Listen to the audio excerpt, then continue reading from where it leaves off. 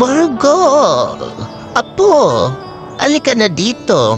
Huwag ka masyadong lumayo sa akin. Dito, kain. Paborito mong cookies. Lo? Si Papa ho? Si Papa mo? Napupunta mo na sa kanila. Uuwi mo na. Pero, kagabi ho? Noong gabi nga ay nag-away ang mga magulang ni Margo. Bago lang kasi nalaman ng kanyang ina na ang kanyang mister nga ay nagkaroon ng anak sa iba. Ikinagalit ito ng husto ng kanyang ina kasi nga hindi niya akalain na mangyayari ito mismo sa kanilang kasambahay. Si Cora nga ay anak ni Don Juanito, may-ari ng malaking hasyenda sa kanilang lugar. Ang kagawian ng kanyang ina na si Cora ay magluto ito ng cookies sapagkat meron nga silang isang malaking coffee shop sa kanilang lugar. Sila mismo ang nagsusupply ng kape gawa sa Arabica. Ang Arabica coffee mismo ang kanilang main ingredients at main seller ito sa kanilang lugar. Kahit mga kakompetensya nga nila sa ibang bayan ay sila mismo nagsusupply ng mga kape. Kilala talaga ang hasyenda sa kanilang malaking farm at kay rami-rami nitong mga inalagaan na mga hayop din. Makalipas nga ang ilang taon na hindi na bumalik ang kanyang ama at si Margo nga ay naging isang magandang dalagang babae. Okay, freshman students, please fall in line. Nakikita niyo naman na meron tayo mga SSG officers kung saan sila mismo ang mag-e-interview sa inyo at magbibigay ng scholars sa isang malaking hasyenda dito sa lugar natin. Oo, mga mahal naming fresh students. Binibigyan ni Don Juanito ang 10 scholars na siya mismo ang magpapaaral ito dito sa ating private school kung saan yung 10 scholar mismo ay walang dapat gawin na mabibigat na trabaho. Ang gusto lang ni Don Juanito na maraming kabataan ang makapagtapos dito sa ating bayan. At isa lang hiling ni Don Juanito na pagtungtong sa 18 years old nyo ay makapagtrabaho kayo. It's either sa farm nila or sa coffee shop nila. At si Don Juanito na mismo ang magpapaaral hanggang kolehiyo ninyo. Hindi lang yan, magbibigay din siya ng finances sa inyong mga magulang. Kasi nga po, mga fresh students, after 18 years old, may consent kayo na doon na din kayo titira sa Hacienda Juanito. Kung saan libre lahat, may pati pagkain nyo. So, good luck sa matatanggap. Si Margo nga ay isang SSG president kung saan siya na mismo ang mamimili sa final round at syempre kasama ang kanyang lolo Juanito. Hanggang nakakuha na nga sila ng 9 na scholar at isa na lang ang natitira nito. May isang lalaki nga na umaalingaw-ngaw sa paningin ni Margo. Nang makausap ito ng kanyang lolo ay tila ba naganahan ang kanyang lolo sa lalaking ito sapagkat ang talino niya magsakot at kinakailangan talaga niya ang scholar kasi siya lang inaasahan ng kanyang pamilya. Meron siyang 3 pang mga kapatid. Ang ama nga niya ay isang karpentero at ang ina naman niya ay nagtatrabaho sa kanilang coffee shop. Kaya malaki ang tiwala ni Don Juanito nito sapagkat ang kanyang ina ay matagal na palang nagtatrabaho sa kanilang lugar. Si Gloria po, matagal na din po siya sa inyo, Don Juanito. Gloria po ang pangalan ng aking ina. Siya na rin po ang inaasahan ni Madam Cora sa mga ibang shop kung saan siya mismo ang sumasama sa magdi-deliver ng mga Arabica seeds po. Tinitingnan niya na dapat wala pong damage at dapat sakto po ang binibigay sa ibang mga coffee shop ventures. Well, Uncle, Lolo, for me, kunin na natin siya. Sayang naman kasi po parang may capabilities din siya eh. Nang mag-18 na nga si Margo at nagkaroon ng engranding celebration sa kanilang hasyenda, ang mga tauhan dito ay abala sa lahat lalo na ang kanyang pamilya.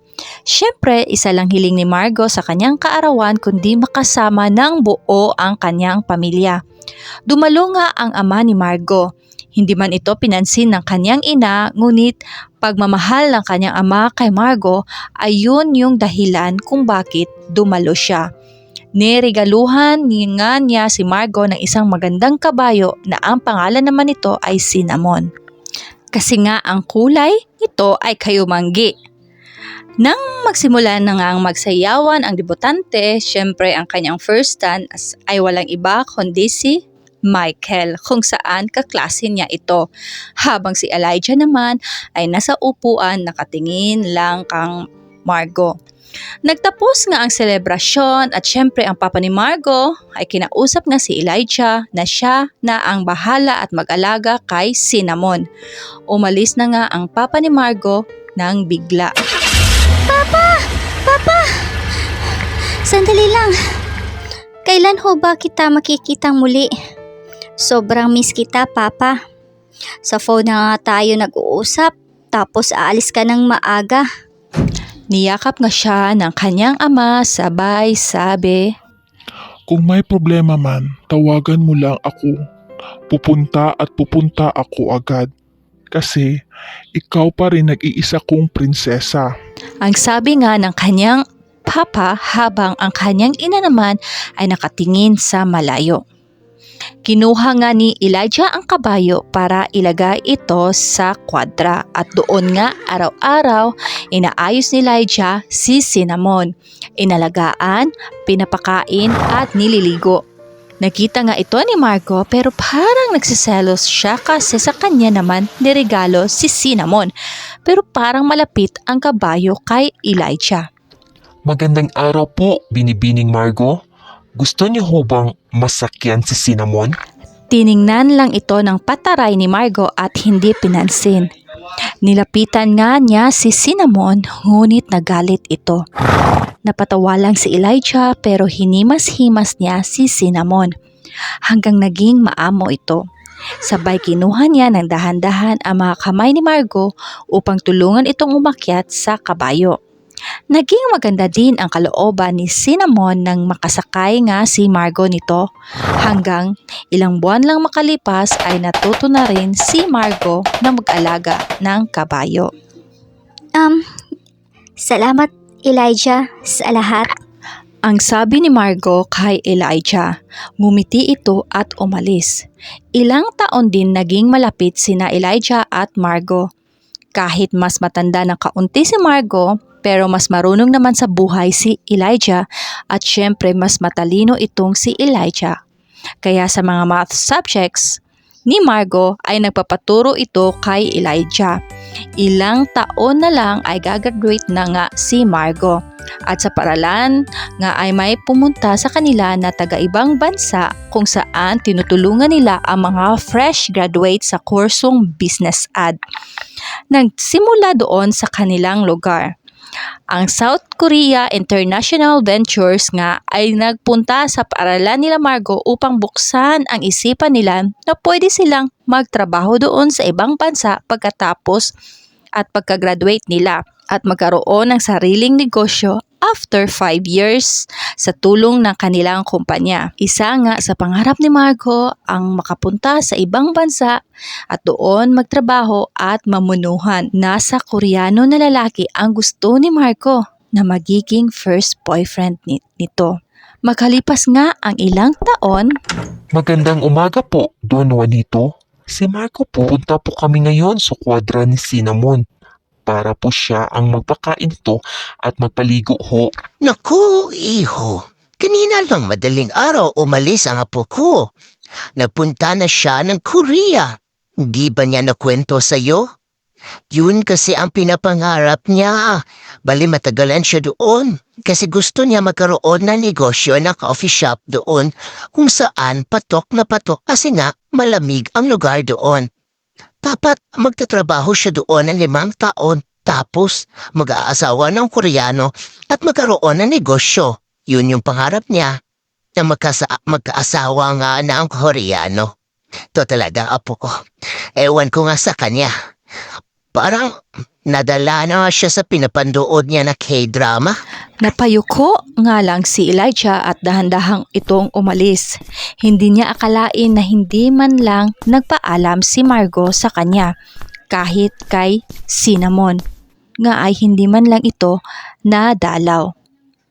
Makalipas nga ang 5 taon ay natapos nga ni Margo ang kanyang trabaho sa Korea. Nagkaroon nga siya doon ng nobyo na Koreano, ngunit ilang linggo lang ito. Go back to Philippines! I don't like you! Go back! Nasaktan nga ng husto si Margo pero alam niya na bukas pa rin ang puso niya sa ibang Koreano. Hanggang isang araw ay nakilala nga niya ang isang matipunong modelo na si Mr. Ho, isa sa mga sikat na endorser sa bansang Korea. Ilang buwan din naghanda si Margo para sa kanyang itatayo na negosyo na coffee shop. Thank you for coming. Naging memorable nga ang unang araw ni Margo hanggang may isang lalaki ang nagpa-last order ng kape.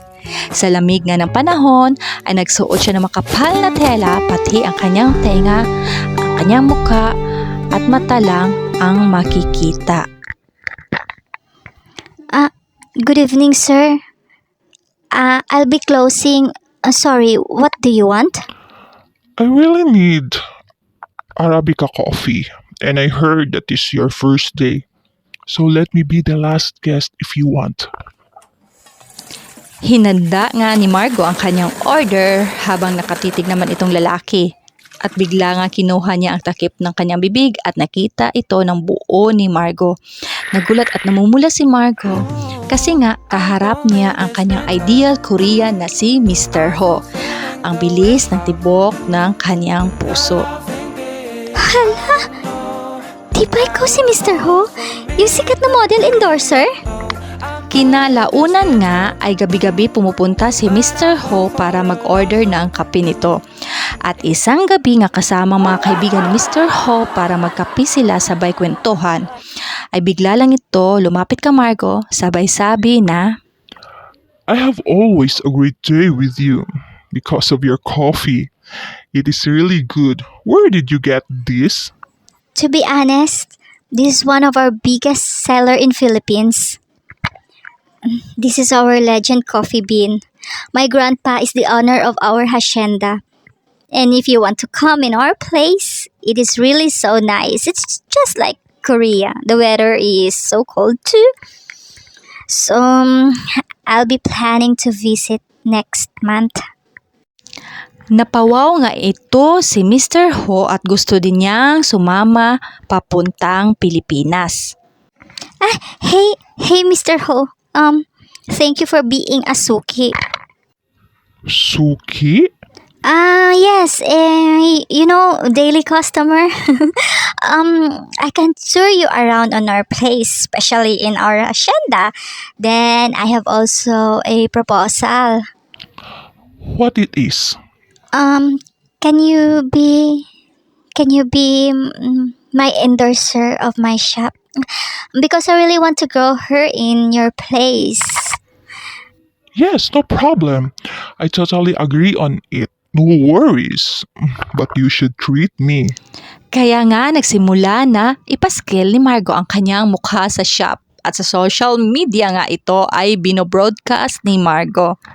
At habang nagsuscroll naman si Elijah sa kanyang phone, nakita niya ang isang page ni Margo na may larawan itong kasama niya, ang Koreano. 46,000 followers. Ang paimbestiga na sabi ni Elijah habang nakatingin at zoom niya ang mukha ni Mr. Ho.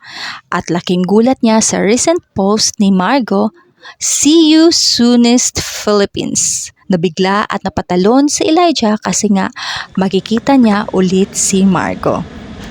Bumalik nga si Margo sa kanilang lugar. Lola! Mama!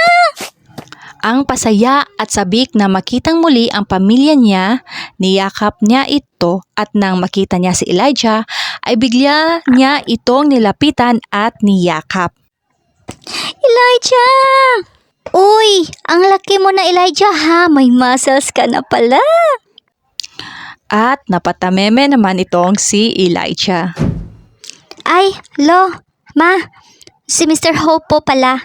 Masugid ang customer ko sa shop sa Korea. Isa din siyang modelo at ini-endorse niya ang negosyo ko. Anyang sa'yo. Hello po daw, Lo, Ma. Kinaumagahan nga, sinamahan ni Margo si Mr. Ho maglibot at makikita na ang daming mga alagang hayop at kahoy sa paligid. Siyempre, naging humanga nga itong si Mr. Ho sa coffee field nila. Matapos nga silang maglibot, pinuntahan naman nila ang kwadra kung saan andoon si Cinnamon. Pasensya na po, Binibining Margo. Parang hindi na po kayo naalala ni Cinnamon. Pero lumapit ng dahan-dahan si Mr. Ho at sabay hima sa kabayo. Napaamo niya ang kabayo. Nilabas niya ito sa kwadra at sinakyan. Nagulat naman si Margo sa kanyang nakikita at nalaman na si Mr. Ho, ang ideal man niyang Koreano, ay marunong mangabayo. Binigay nga ni Mr. Ho ang mga kamay niya kay Margo para umakyat ito sa kabayo at sabay silang maglibot sa hasyenda. Nagselos nga ito si Elijah pero napangiti lang siya sapagkat alam niya na masaya si Margo at ayaw niya itong pigilan sa kanyang nararamdaman. Pabalik na nga sila ng bahay nila. Hinanda na nga ng mga katulong ang kanilang dinner. Uy, Elijah, dito ka na pala kumakain? Oo, apo. Naging apo ko na rin siya simula nang wala ka dito. Na-miss ka nga ni Elijah. Di naman po, Don Juanito. Ang pahiya na sabi ni Elijah. Matapos nga silang kumain at sa labas ng kanilang bahay, nakita niya si Mr. Ho na may kausap sa telepono. Si Margo naman na nasa bintana ng kanyang kwarto sa itaas sa bahagi, sinilip niya ito si Mr. Ho. Samantalang sa kabilang bahay kung saan natutulog si Elijah, ay nakasilip nga ito sa bintana kung saan andoon si Margo. At biglang nasuluyapan nga ni Margo si Elijah na dumudungaw ito sa kanya sa bintana. Magandang gabi, Binibini. Ano po sa atin? Halika, samahan mo ako sa kwadra ni Cinnamon. Paamuhin ko siya para bukas ako na naman ang gagamit sa kanya habang nakasakay sa likod si Mr. Ho. Nang nasa kwadra na nga sila, Parang gusto ata ni Cinnamon mapahinga po, Binibini. Bukas na lang kaya ng umaga. Gusto ko ngayon Paamuhin mo siya. nataranta at natakot nga si Elijah at ito nga ay pumasok sa kwadra at laking gulat niya na sinipa siya ni Cinnamon. Natapon palayo si Elijah at nasaktan ito. Nang makita ito ni Mr. Ho ay tinulungan niya itong kargahin si Elijah patungong hospital. Pinagalitan nga si Margo ng kanyang lolo. Tanggap naman ni Margo mga pangyayari. Have a safe flight, Mr. Ho. Ang sabi nga ni Margo sa Koreano na si Mr. Ho na pauwi pabalik sa kanilang lugar.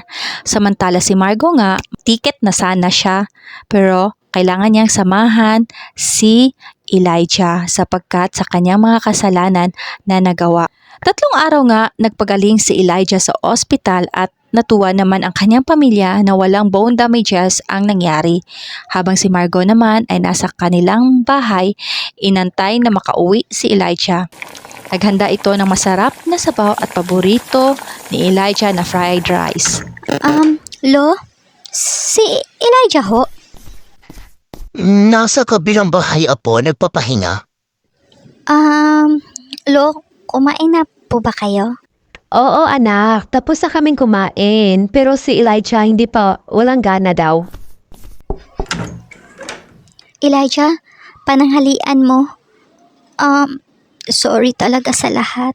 Napatingin lang si Elijah kay Margo na pinipigilan niyang tumulo ang kanyang luha at magsalita. Akala kasi ni Elijah na bumalik na si Margo sa Korea kasama si Mr. Ho. Ano? Ang pasikaw ni Margo na natawa ito kay Elijah. Nilagay nga ni Margo ang kanyang kamay sa ulo ni Elijah sabay ginagalaw ang buhok nito. Ikaw talagang bata ka. Siyempre hindi muna ako babalik doon kasi nga may kailangan pa akong aasikasuhin at aalagaan dito.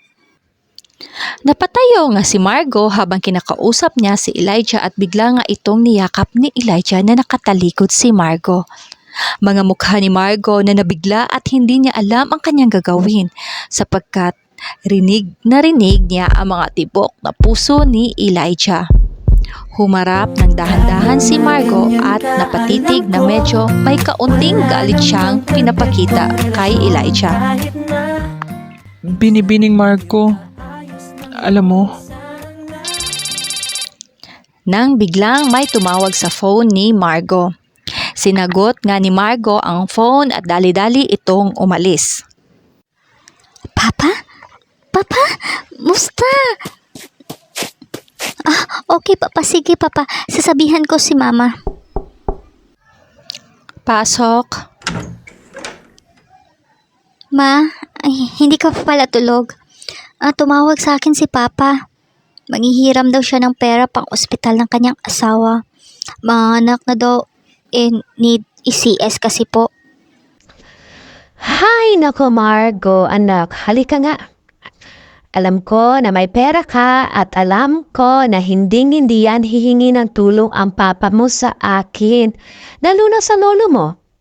Nasa sayo na anak kung tutulungan mo sila. Pero ako, happy na ako sa aking buhay ngayon sa totoo lang. At kung ako nasa kalagayan mo, oo anak, oo, tutulong ako sa papa mo. Kasi alam mo anak, kung saan masayang isang tao, doon tayo susuporta sa kanya. Kasi pag sinuportahan natin sila ng pabalik sa atin ay times 10 na kaligayahan ang ibibigay.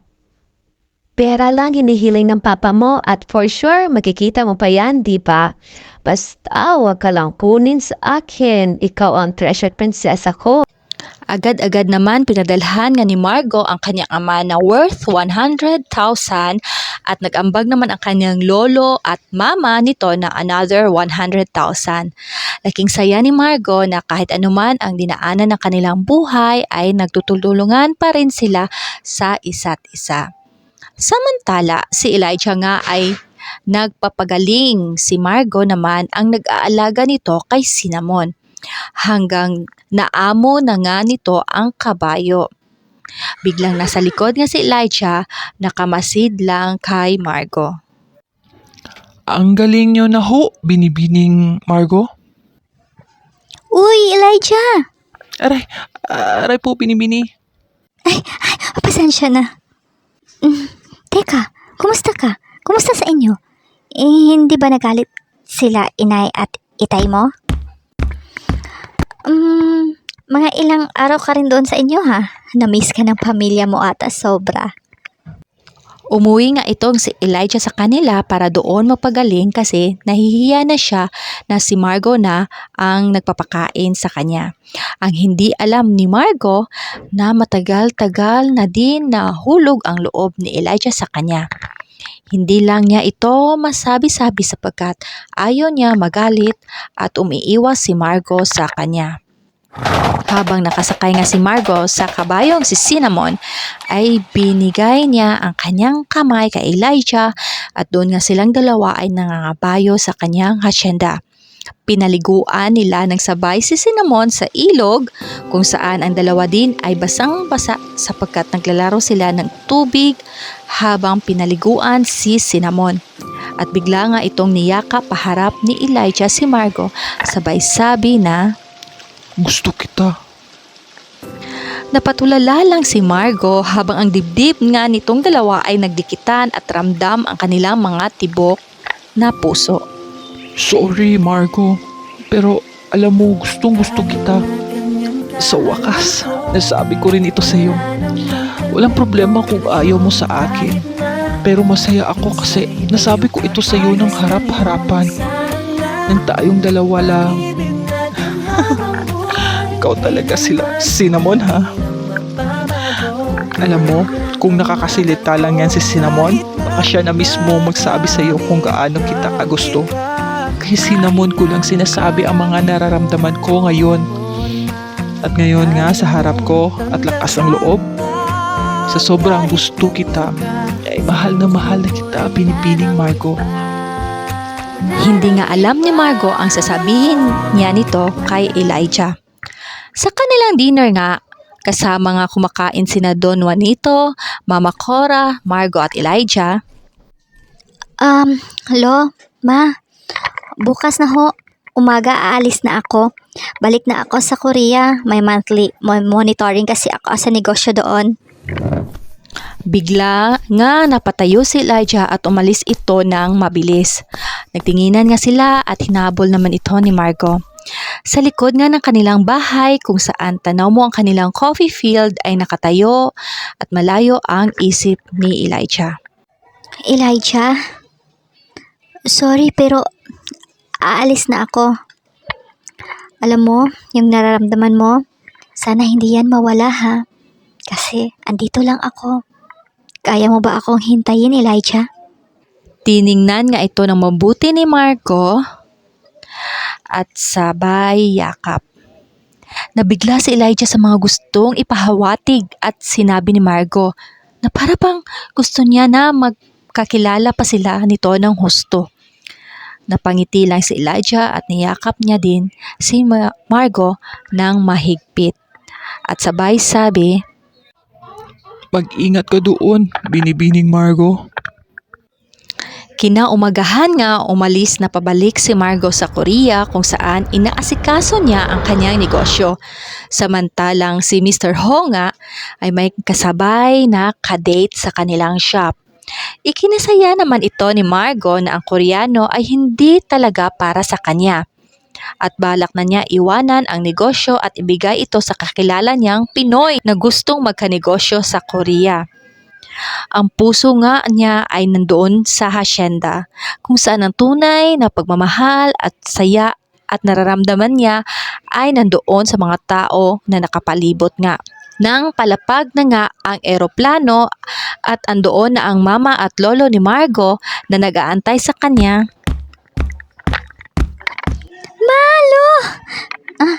Lo, si Elijah ho? Hay nako Margo, napapahinga doon sa kwarto niya, tulog. Di na namin ginising eh. Dali-dali ngang sumakay si Margo sa kanilang sasakyan. At nang palapit na nga sila sa kanilang bahay ay may nakita silang malaking apoy. Teka, ano nangyari po? Ma'am, sa inyo ba itong bahay? Meron daw kasing nakalimot i-off ang gasol kaya sumiklap at nakaroon ng sunog. Nag-alala naman ang husto si Margo at bigla nga itong napasugod sa nasusunog na bahay. Margo po, Margo! Hinanap nga ni Margo sa loob si Elijah ngunit hindi niya ito masyado nakita dahil sa apoy at mga usok nito at nawalan nga ng malay si Margo. Don Juanito? Elijah, naku, si Margo pumasok bigla. Akala niya andoon ka. Dali-daling pinasok ni Elijah nga ang nasusunog na bahay. Margo!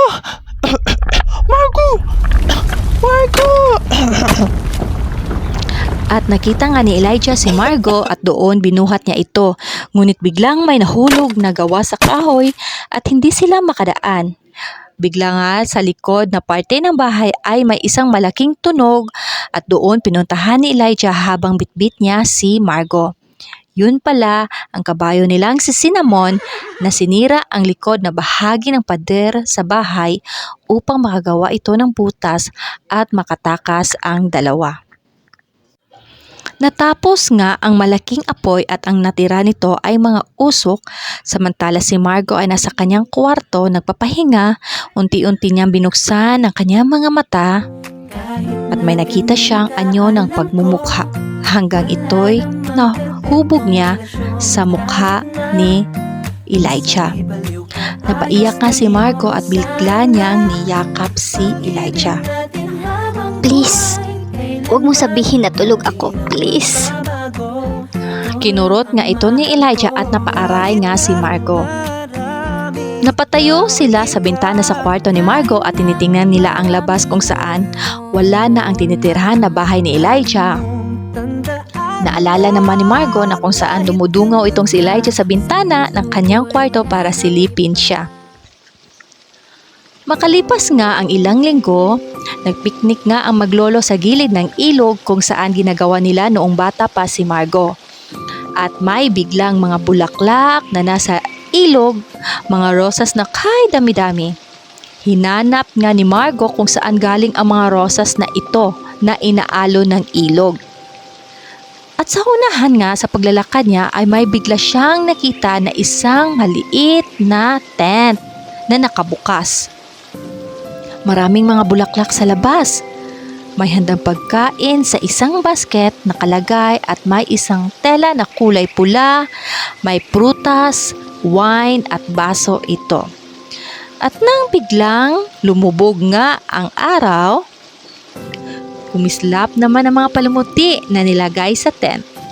At doon nga sa gilid ay may isang lalaki nagluluto. Nakatalikod ito habang ang usok na amoy na barbecue ang nalalanghap ni Margo. Dahan-dahan siyang naglakad patungo sa lalaki, sabay tanong na pangalan na Elijah. Humarap nga ang isang Elijah na walang balot ang sa itaas at kitang-kita nito ang kanyang mga muscles.